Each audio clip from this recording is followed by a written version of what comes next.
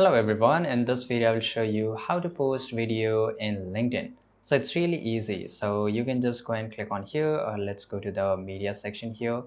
Now I want to see all my files, so I can just go and select any of the media here, right? So I will select a video. Now I have selected this video and I want to upload it. Whether in the latest LinkedIn feature, you can upload reels and shorts and vertical kind of videos.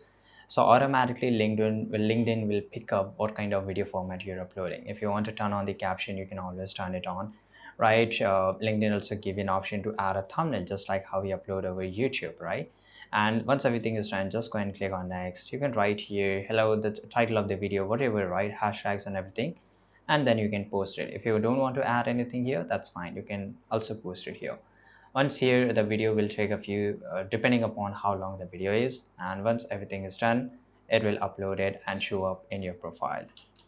The video got uploaded here. We will notify when your post is ready. So it's just take a little bit of seconds here to check this out. And if I just go and check my show all my post here, now it will show up the video in few minutes because they verify the video that it's a proper video or not, right?